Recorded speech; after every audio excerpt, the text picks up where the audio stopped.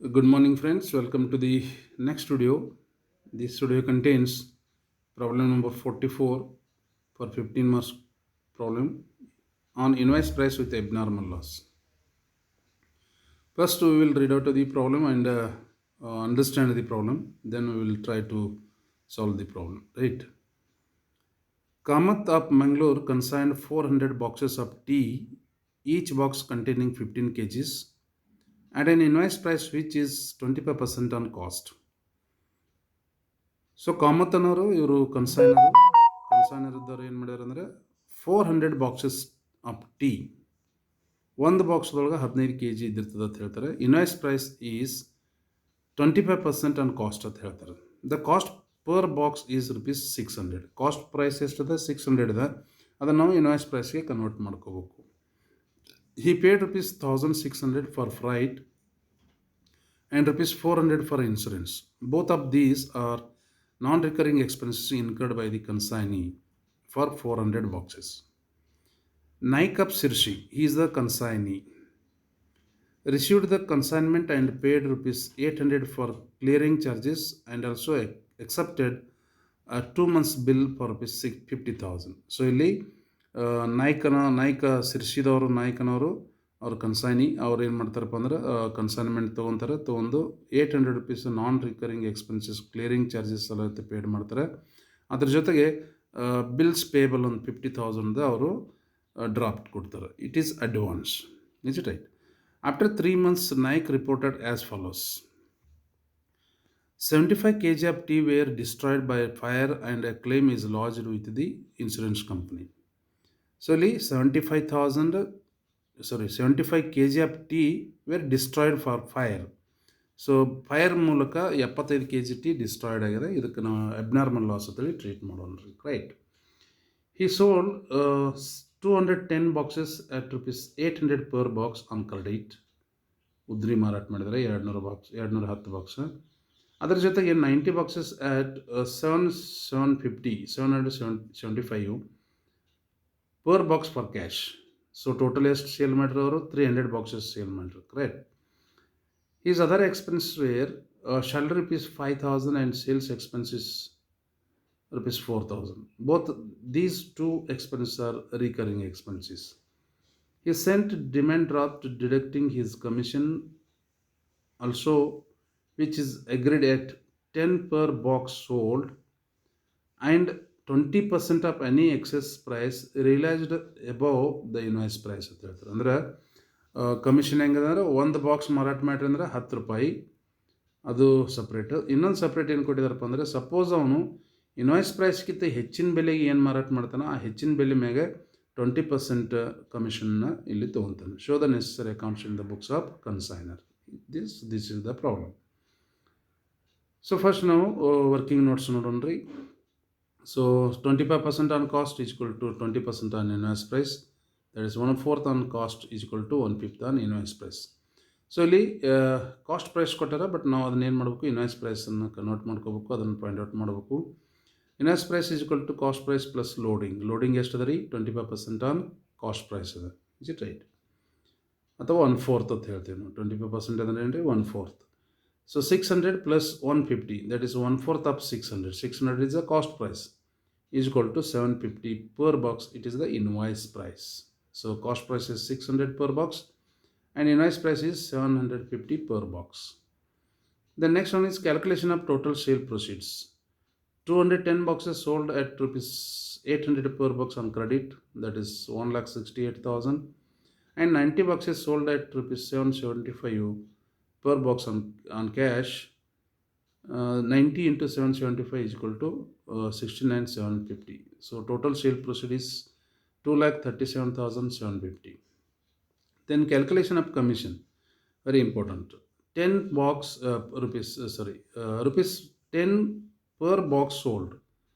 So ಎಷ್ಟು box sold ಮಾಡ್ಯಾರ? 300 box sold ಮಾಡ್ಯಾರ. Total box sold is 300 into 10, so 3,000. Then 20% on over and above the invoice price.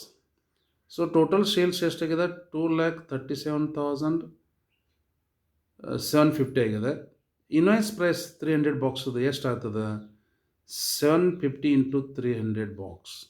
So 2,25,000 ಆಗ್ತದೆ. So ಮಾರಾಟ ಮಾಡಿದ ಎಷ್ಟಕ್ಕೆ 2,37,750ಗೆ. ಬಟ್ ಅವ್ರದ್ದು ಇನ್ವೆಸ್ಟ್ ಪ್ರೈಸ್ ಎಷ್ಟಿದೆ 2,25,000. ಸೊ ಡಿಫ್ರೆನ್ಸ್ ಎಷ್ಟಾಯ್ತು ರೀ 12,750 ಆಗ್ತದೆ. ಸೊ ಅದ್ರ ಮ್ಯಾಗ 20% ನಾವು ಕೊಡಬೇಕಾಗ್ತದೆ. ಅದು ಎಷ್ಟಾಗ್ತದಪ್ಪ ಅಂದ್ರೆ 2,550. So total commission is 5,550. Clear? Then calculation of value of abnormal loss. Again ಇಲ್ಲಿ ಮತ್ತೆ ನಾ ಏನು ಹೇಳಿದ್ದೀನಿ ರೀ, ಇದನ್ನು ಯಾವಾಗಲೂ ನಾವು ಕಾಸ್ಟ್ ಪ್ರೈಸ್ ಮ್ಯಾಗ ಫೈಂಡ್ ಔಟ್ ಮಾಡ್ಬೇಕು. So cost price of abnormal loss 75 kg ಅಂತ ಹೇಳ್ಯಾರ. ಅಂದರೆ ಎಷ್ಟಾಯ್ತು ರೀ 5 ಬಾಕ್ಸ್ ಅದು. ಒಂದು ಬಾಕ್ಸ್ದಾಗ 15 ಆದರೆ ಎಷ್ಟಾಯ್ತು ರೀ 15 75 kg ಅಂದರೆ 5 ಬಾಕ್ಸ್. ಸೊ ಒಂದು ಬಾಕ್ಸ್ ಕಾಸ್ಟ್ ಪ್ರೈಸ್ ಎಷ್ಟದ 600 ಇದೆ ಇಂಟು 5 ಬಾಕ್ಸ್ 3,000 ಆಯಿತು. Then proportionate share of non recurring expenses incurred by consignor. Consignor ಖರ್ಚು ಎಷ್ಟು ಮಾಡ್ಯಾನ ರೀ 2,000 ರೂಪಾಯಿ ಖರ್ಚು ಮಾಡ್ಯಾನ. ಎಷ್ಟಕ್ಕೆ 400 ಬಾಕ್ಸಿಗೆ. ಹಂಗಾದ್ರೆ 5 ಬಾಕ್ಸಿಗೆ ಎಷ್ಟು 25.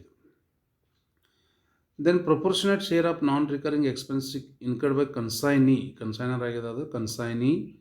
ಅವ ಎಷ್ಟು ಖರ್ಚು ಮಾಡ್ಯಾನಪ್ಪ ಅಂದರೆ 800 ರೂಪೀಸ್ ಖರ್ಚು ಮಾಡ್ಯಾನ. ಎಷ್ಟಕ್ಕೆ 400 ಬಾಕ್ಸಿಗೆ. ಈಗ 5 ಬಾಕ್ಸಿಗೆ ಎಷ್ಟು ಅಂದರೆ 10 ರೂಪೀಸ್. ಇಲ್ಲಿ ನೀವು ಕೇಳ್ಬೋದು ಹಿಂದಿನ ಪ್ರಾಬ್ಲಮ್ದೊಳಗೆ ಕನ್ಸೈನಿ ಖರ್ಚು ಮಾಡಿ ತೊಗೊಂಡಿಲ್ಲ, ಬರೀ ಕನ್ಸೈನರ್ದು ಅಷ್ಟೇ ತೊಗೊಂಡಿರಿ, ಇಲ್ಲ ಯಾಕೆ ಕನ್ಸೈನ್ ತೊಗೊಂಡಿರಿ ಅಂತ ಕೇಳ್ಬೋದು.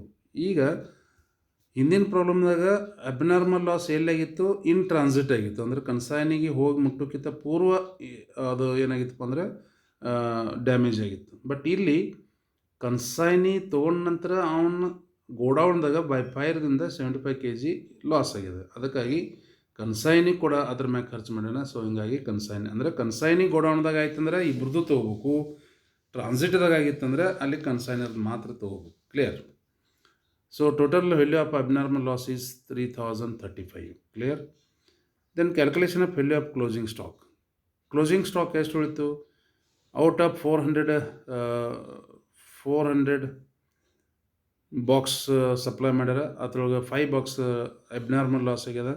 ದೆನ್ 300 ಬಾಕ್ಸಸ್ ಮಾರಾಟ ಮಾಡ್ಯಾರ. ಉಳಿತು ಎಷ್ಟು ಪವನ್ ಕಡೆ ಅಂದರೆ 95 boxes. Invoice price of unsold box that is 95 boxes into 750. ಇಲ್ಲಿ ಇನ್ವಾಯ್ಸ್ ಪ್ರೈಸ್ ಮ್ಯಾಗ ನಾವು ಕ್ಯಾಲ್ಕುಲೇಷನ್ ಮಾಡಬೇಕು 71,250. Then add proportion share of non recurring expenses.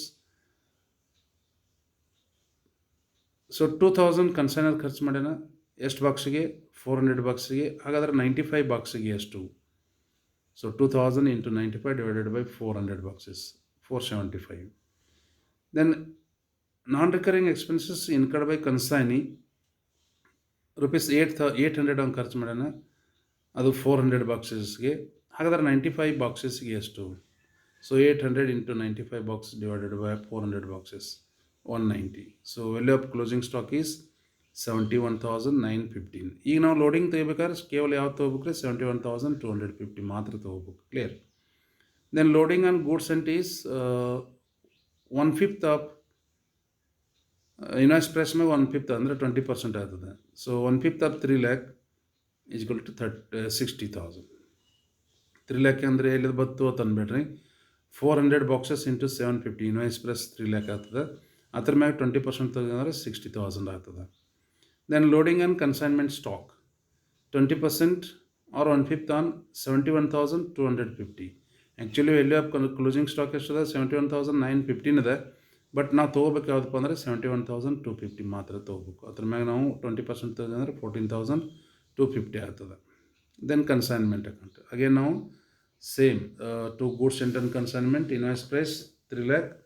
Then to cash or bank expense incurred by consignor that is freight and insurance 2,000. Then Naikap Sirshi consignee account clearing charges 800. Then salary 5,000. Sales expense 4,000. Total 9,800. Commission ನಾವು ಈಗಾಗಲೇ calculation ಮಾಡಿವಿ working note number 3 so that is 5,550. Clear? ಆಮೇಲೆ ನಾವು credit side ಬರ್ರಿ. Credit ಸೈಡ್ದೊಳಗೆ ನಾಯ್ಕಪ್ Sirsi ಇಲ್ಲಿ sales proceed ಎಷ್ಟಾಗಿದೆ ಅದನ್ನು calculation ಮಾಡಿವಿ 2,37,750. ದೆನ್ ಎಬ್ನಾರ್ಮಲ್ ಲಾಸ್ ಅದನ್ನು ಕೂಡ ನಾವು ವರ್ಕಿಂಗ್ ನೋಟ್ದಾಗ ತೋರಿಸಿ working note number 4 3,035. Then by consignment stock this is the value of unsold goods ಅದನ್ನು ಕೂಡ ಕ್ಯಾಲ್ಕುಲೇಷನ್ ಮಾಡಿವಿ ನಾವು ವರ್ಕಿಂಗ್ ನೋಟ್ ನಂಬರ್ 5 ಅದು 71,915. Then removing the loading first ನಾವು ಗೂಡ್ಸ್ ಸೆಂಟರ್ದೊಳಗಿಂದ ಲೋಡಿಂಗ್ ನಾವು ಏನು ಮಾಡ್ತೀವಿ ತೆಗಿತೀವಿ, that is 60,000 working note number 6ದಾಗ ಹೇಳಿವಿ. ಆಮೇಲೆ ಕ್ಲೋಸಿಂಗ್ ಸ್ಟಾಕ್ದಾಗಿಂದ ನಾವು ಲೋಡಿಂಗನ್ನು ರಿಮೂವ್ ಮಾಡ್ತೀವಿ, ದಟ್ ಈಸ್ 4,250. ಅದಕ್ಕೆ ನಾವು ಏನಂತೀವಿ ಟು ಸ್ಟಾಕ್ ರಿಸರ್ವ್ ಅಂತ ಹೇಳ್ತೀವಿ. Clear? Then next abnormal loss account, consignment ಅಕೌಂಟಲ್ಲಿ ಕ್ರೆಡಿಟ್ ಆಗಿದೆ, ಇಲ್ಲಿ ನಾವು ಡೆಬಿಟ್ ಮಾಡೋಣ್ರಿ to consignment account 3,035. Then profit and loss account, ಯಾಕಂದರೆ ಇಲ್ಲಿ ಇನ್ಶೂರೆನ್ಸ್ ಕಂಪ್ನಿಗೆ ಲಾಜ್ ಮಾಡ್ಯಾರ ಕಂಪ್ಲೇಂಟ್, ಬಟ್ ಅವರು ಇನ್ನೂ ಅದನ್ನು ಅಮೌಂಟ್ ಕಾಂಪನ್ಸೇಷನ್ ಕೊಟ್ಟಿಲ್ಲ. ಸೊ ಹಂಗಾಗಿ ನಾವೇನು ಮಾಡೋಣ್ರಿ, ಎಲ್ಲ ಅಮೌಂಟನ್ನು ಲಾಸ್ ಅಂತ ಟ್ರೀಟ್ ಮಾಡಿ ಅದನ್ನು ಕ್ಲೋಸ್ ಮಾಡೋಣ್ರಿ. Then Naik of Sirsi consignees account by bills receivable account, that is advance received 50,000. Then by consignment clearing charges, salary, sales expenses 9,800. Then by consignment account commission 5,550. So ಇವು ಬಿಲ್ಸ್ ರಿಸೀವಬಲ್ ಒಂದು ಬಿಟ್ಟರೆ ಉಳ್ಕಿದೆಲ್ಲ ಎಲ್ಲಿ record ಆಗ್ಯಾವಪ್ಪ ಅಂದರೆ consignment ಆದಾಗ ಅದನ್ನು ನಾವು ಏನು ಮಾಡ್ತೀವಿ, ಜಸ್ಟ್ ಟ್ರಾನ್ಸ್ಫರ್ ಮಾಡ್ತೀವಿ. ದೆನ್ ಡೆಬಿಟ್ ಸೈಡ್ ನಾವು ಏನು ತೊಗೋತೀವಿ, ಸೇಲ್ಸ್ ಪ್ರೊಸೀಡ್ ತೊಗೋತೀವಿ. To consignment account sale proceed 2,37,750. Then next balance ಏನಂತಿಲ್ಲ ಅದು 1,72,400, ಅದನ್ನು ಡ್ರಾಪ್ ಮುಖಾಂತರ ಕಳಿಸ್ತೀವಿ. Then goods sent to consignment account, again consignment account ನೋಡ್ತೀವಿ, ಅಲ್ಲಿ ಎಂಟ್ರಿ ಆದ ಅದನ್ನು ಅಪೋಸಿಟ್ ಡೈರೆಕ್ಷನ್ದಾಗ ನಾವು ಟ್ರಾನ್ಸ್ಫರ್ ಮಾಡ್ತೀವಿ. ಅಲ್ಲಿ ಡೆಬಿಟ್ ಆಗ್ಯದ, ಇಲ್ಲಿ ಕ್ರೆಡಿಟ್ ಮಾಡ್ತೀವಿ. By consignment goods 3 lakh. Then loading ನಾವು ತೆಗೆದಿವಿ, ಅಲ್ಲಿ ಕ್ರೆಡಿಟ್ ಆಗಿದೆ, ಇಲ್ಲಿ ಡೆಬಿಟ್ ಮಾಡ್ತೀವಿ to consignment account loading and goods 60,000. So trading ಅಕೌಂಟಿಗೆ ಡಿಫ್ರೆನ್ಸ್ ಇದ್ದನ್ನು ಕಳಿಸಿ ನಾವು ಇದನ್ನು ಕ್ಲೋಸ್ ಮಾಡ್ತೀವಿ. ದೆನ್ ಕನ್ಸೈನ್ಮೆಂಟ್ ಸ್ಟಾಕ್ ಅಕೌಂಟ್, ಅಲ್ಲಿ ಕ್ರೆಡಿಟ್ ಇದೆ, ಇಲ್ಲಿ ನಾವೇನು ಮಾಡ್ತೀವಿ, ಕ್ರೆಡಿಟ್ ಮಾಡ್ತೀವಿ. So to consignment account value of closing stock 71,915, ಅದನ್ನು ಬ್ಯಾಲೆನ್ಸ್ ಕ್ಯಾರಿ ಡೌನ್ ಮಾಡ್ತೀವಿ, ಅಕೌಂಟನ್ನು ಕ್ಲೋಸ್ ಮಾಡ್ತೀವಿ. ಓಕೆ, ಈ ರೀತಿ ಬಿಡಿಸಿದ್ರೆ will get 15 marks. Okay, thank you friends.